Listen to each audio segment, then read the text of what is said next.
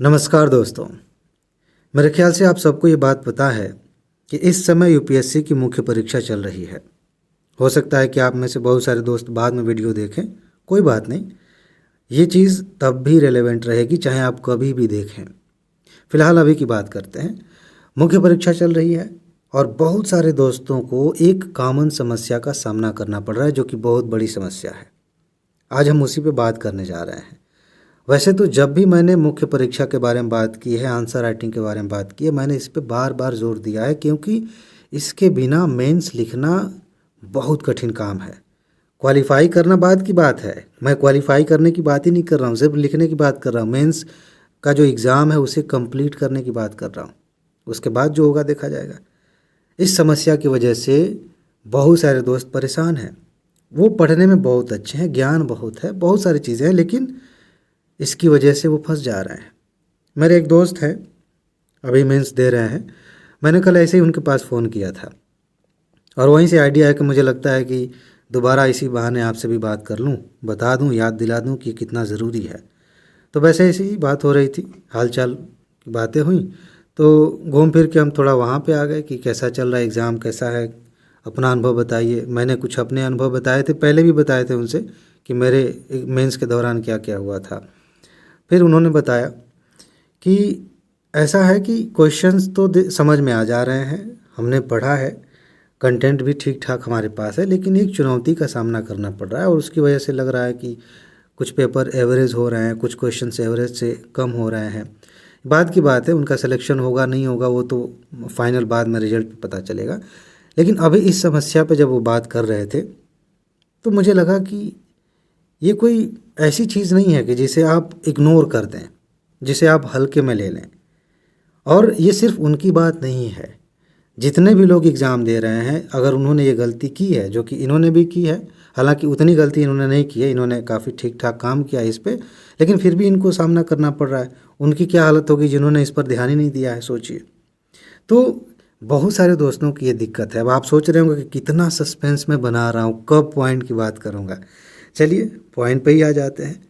तो समस्या ये है कि जब आप मेंस एग्ज़ाम में अपीयर होते हैं तो आपके सामने एक चीज़ क्लियर होती है कि आप अपने आप को एग्ज़ामिनर के सामने प्रेजेंट करने जा रहे हैं। ये अभी को आपको पता है ये चीज़। कैसे प्रेजेंट करेंगे? लिख कर। आपके सामने प्रश्न है, प्रश्नों के उत्तर लिखने के लिए जगह दी गई है, उसी में लिखना है और बताना है कि ये हम हैं आंसर के रूप में, ये हमारी सोच है, ये हमारे विचार हैं, आपने जो पूछा उसके हिसाब से हमने बता दिया। ये तो हम जानते हैं, लेकिन ये हम कर कब पाएंगे, कब करेंगे, इसको कैसे कर पाएंगे, ये सोचने वाली बात है। जब भी हम मेंस की बात करते हैं तब हमारा ध्यान सिर्फ एक चीज़ पे जाता है, हालांकि वो भी हम नहीं करते। ध्यान किस पे जाता है? यहाँ मैंने दो चीज़ें लिखी हुई हैं, लिखना और उत्तर लिखना। इन दोनों को अच्छे से समझिए, समस्या यहीं छिपी हुई है। मैंने बार बार इस पे जोर दिया है। जब भी हम मुख्य परीक्षा के बारे में सोचते हैं तो हम इसके बारे में सोचते हैं, पढ़ाई को साइड में रख देते हैं। अभी पढ़ाई तो करना ही है, टॉपिक्स समझने ही हैं, उन्हें तैयार करना है, लेकिन आंसर राइटिंग बहुत ज़रूरी है, क्योंकि इसी के माध्यम से आप बताने जा रहे हैं एग्जामिनर को कि हम किस स्तर के हैं, हमारी सोच कैसी है। हम इसके बारे में सोचते हैं, ज़रूरी है सोचना, इस पर काम करना ज़रूरी है। और जब उत्तर लिखने के बारे में हम काम करना शुरू करते हैं, इसके बारे में सोचना शुरू करते हैं, तो हमें पता चलता है कि भाई पॉइंट में लिखिए, डायग्राम बनाइए, इंट्रोडक्शन ऐसे लिखिए, कंक्लूजन ऐसे लिख लीजिए, ये सारी चीज़ें हमें पता होती हैं। हम इन चीज़ों को ध्यान में भी रखते हैं, कुछ चीज़ें रट लेते हैं। वो अलग बात है कि हम इस पर काम कर रहे हैं कि नहीं कर रहे हैं, लेकिन इस चीज़ को हम इग्नोर कर देते हैं, जो कि इससे पहले मैंने लिखी है जानबूझकर। ये बहुत ज़रूरी है। अगर आपको लिखना ही नहीं आता है तो ये उत्तर तो हटा ही दीजिए, उत्तर में भी तो लिखना ही है। कैसे आप बोलेंगे? ऐसा तो नहीं कि वॉइस नोट वहाँ छोड़ देनी है कि आपने बता दिया, देखिए ये इंट्रोडक्शन में मैं ये बातें कह रहा हूँ, मेन बॉडी में ये बातें कह रहा हूँ, कंक्लूजन ऐसा है, यहाँ डायग्राम अपने मन से कल्पना कर लीजिए क्योंकि यहाँ मैं डायग्राम बना रहा हूँ। ऐसा तो होगा नहीं, हमें बोलना पड़ेगा, सॉरी हमें लिखना पड़ेगा, लिख के बताना पड़ेगा। हम क्या करते हैं कि तैयारी के नाम पर पढ़ाई कर रहे हैं और पढ़ाई में थोड़ा सा समय, जो बहुत सीरियस है उनकी बात कर रहा हूँ, थोड़ा सा समय निकाल के हम उत्तर लिखने की कोशिश करते हैं। कभी कभी हफ्ते भर लिखे फिर छोड़ दिए, कई महीने बाद वापस आए, फिर लिखे फिर छोड़ दिए। लेकिन इतने में भी आप सीख सकते हैं। अगर महीने में, मेरे ख्याल से, मेरा पर्सनल ऐसा विचार है, मानना है कि महीने में अगर आप 10 दिन भी लिखते हैं तो आपके अंदर इतनी समझ हो जाएगी कि उत्तर लिखने में कौन कौन सी बातें ध्यान में रखनी चाहिए, आपको समझ में आ जाएगा। अगर आप नहीं भी लिखते हैं तब भी आपको बहुत सारी चीज़ें समझ में आ चुकी हैं कि उत्तर कैसे लिखा जाना चाहिए। कोई नया बच्चा आए आपसे पूछे कि भैया या दीदी मुझे बताइए कि आंसर राइटिंग में किन बातों का ध्यान रखना है, तो काफ़ी चीज़ें, लगभग 70-80%, 90% तक आप सही बातें बताएंगे जिनके आधार पर अच्छा उत्तर लिखा जा सकता है। आप जानते हैं, तो बिना लिखे भी आप बहुत कुछ जानते हैं। थोड़ा बहुत लिखेंगे तभी आप जान जाएंगे कि उत्तर कैसे लिखा जाता है। लेकिन इस समय एग्ज़ाम के दौरान सबसे बड़ी समस्या ये आ रही है, बहुत सारे दोस्त ऐसे हैं जिन्होंने खूब पढ़ा है, अच्छा ज्ञान है, प्रश्न पढ़ के उन्हें साफ साफ समझ में आ रहा है कि अरे इसका उत्तर ऐसे ऐसे लिखना चाहिए, ऐसे लिखा जाए तो बहुत बढ़िया हो जाएगा। लेकिन चूंकि उन्हें लिखने की आदत नहीं है, लिखने की क्षमता नहीं है, तो वो नहीं लिख पा रहे हैं। सोचिए, कल्पना करिए, आप एक सैनिक हैं, आपने खूब अच्छी खासी ट्रेनिंग ली है कि कैसे बंदूक चलाया जाता है, कैसे पोजीशन लिया जाता है, सारी चीज़ें, और बंदूक काम नहीं कर रही है। क्या करेंगे आप साइकिल चलाना सीख रहे हैं, आपको रेस में जाना है, सब कुछ आपको तैयार है, सब जानते हैं, लेकिन जब आप मैदान में उतरे साइकिल लेके, उसका चैन उतर जा रहा है, उसमें घर्षण बहुत ज़्यादा है, आप आगे ही नहीं बढ़ पा रहे हैं। आपने तैराकी के बारे में खूब सीख लिया है, सब कुछ कर लिया, आप पानी में आप उतर गए, आप कुछ समझ में नहीं आ रहा है, आप डूबते ही चले जा रहे हैं। वही हालत हो रही है यहाँ पे। जब आप अपने लिखने की क्षमता ही नहीं बढ़ा पाएंगे तो आप लिखेंगे कैसे, चाहे आपके पास कितना भी ज्ञान हो।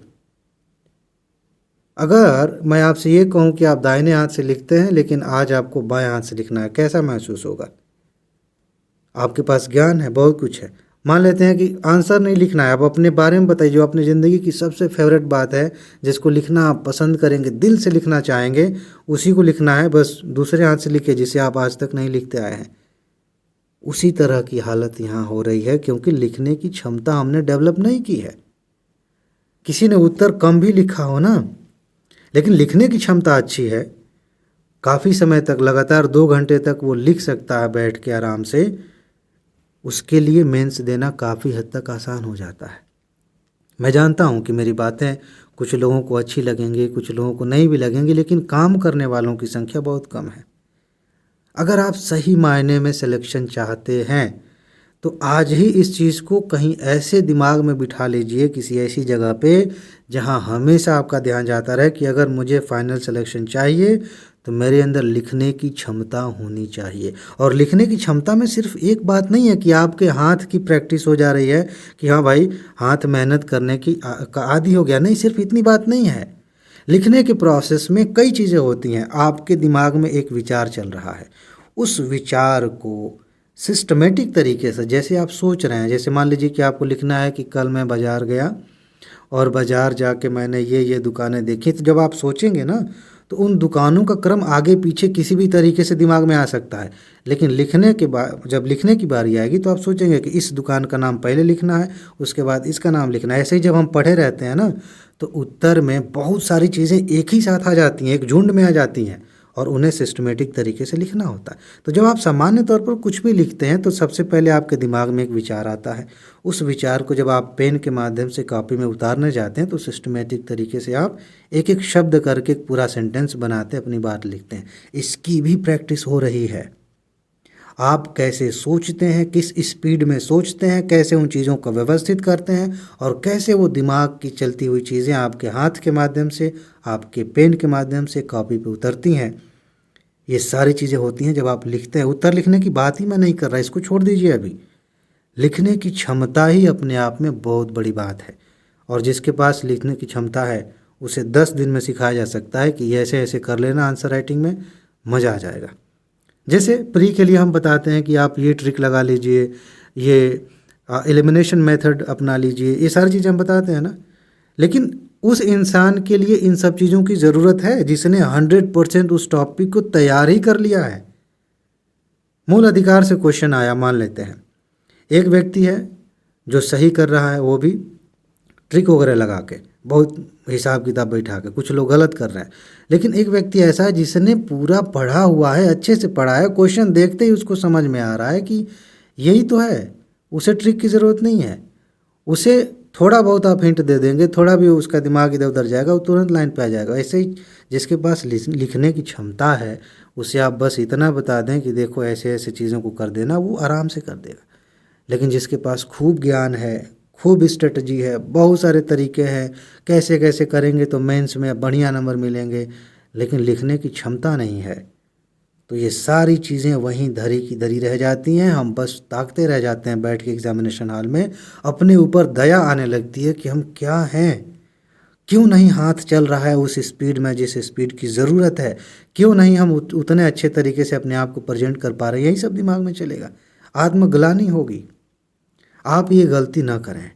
अगर आप सिलेक्शन चाहते हैं तो अभी से लिखने की क्षमता डेवलप करिए।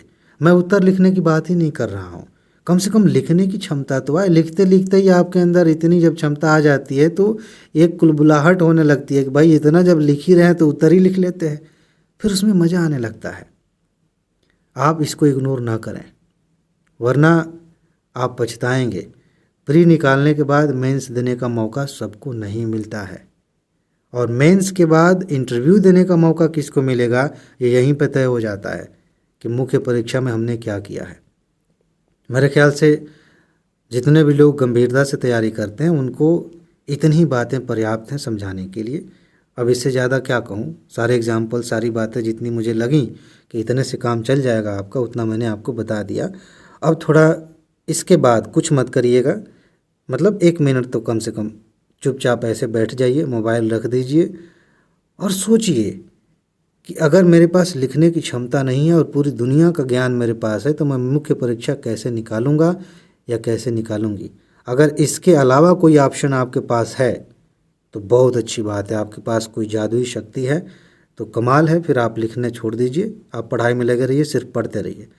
लेकिन अगर आपको लगता है कि नहीं, इसके बिना तो काम नहीं चलने वाला, आपको लिखना पड़ेगा। आपको पता है कितना लिखना होता है? एक मोटा मोटा आइडिया मैं बता देता हूँ। एक तो ऐसे ही समझ जाइए कि दिन भर में 6 घंटे लिखने हैं, 2 पेपर हो रहे हैं एक दिन में, 6 घंटे आपको लिखने हैं एक दिन में। मैं ये नहीं कह रहा हूँ कि अभी से 6 घंटे लिखना ही शुरू कर दीजिए, मैं क्षमता की बात बता रहा हूँ कि इतनी क्षमता आपके पास डेवलप हो जानी चाहिए। उसमें भी आपके पास जो एक पेपर मिलेगा, चलिए मान लेते हैं जीएस पेपर 1 की बात कर लेते हैं, उसमें 20 क्वेश्चन होते हैं सामान्य तौर पर। 20 में से 10 प्रश्न ऐसे होंगे जिनका उत्तर लिखने के लिए आपको 2 पेज दिए जाएंगे। 2 पेज का मतलब एक पन्ना होता है ना, उस पन्ने के दोनों साइड में इतना आपको मिलेगा। और 10 क्वेश्चन ऐसे होते हैं जिनमें 3 पेज मिलेंगे, समझ रहे हैं? यानी कि एक पेज के दोनों पन्ने और अगले पेज का एक पन्ना, ऐसे एक पन्ने के 2 पेज और अगले पन्ने का 1 पेज, ऐसे करके 3 पेज। इस हिसाब से आप देखेंगे तो 10 क्वेश्चन के लिए हो गए 20 पेज और बाकी के 10 क्वेश्चन के लिए हो गए 30 पेज।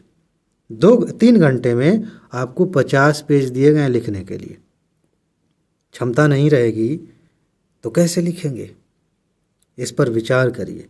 और अगर आप अभी समझ जाते हैं कि ये ज़रूरी है तो अभी काम पे लग जाइए। 1 पेज लिखिए, रोज़ 1 पेज लिखने से शुरू करिए, अपने आप आपको मज़ा आने लगेगा। अपने आप देखेंगे कि एक अलग तरह की क्षमता आपके अंदर आ रही है, और सही मायने में सिलेक्शन का असली कॉन्फिडेंस यही से आता है। आप करके देख लीजिए, आपको खुद ही यकीन हो जाएगा। ठीक है जी, तो फिलहाल इसमें इतना ही है। अपना ख्याल रखिए, खुश रहिए, मस्त रहिए, मुस्कुराते रहिए, जल्दी से सफल होइए और ज़िंदगी को एंजॉय करिए। आगे मिलते हैं। नमस्कार।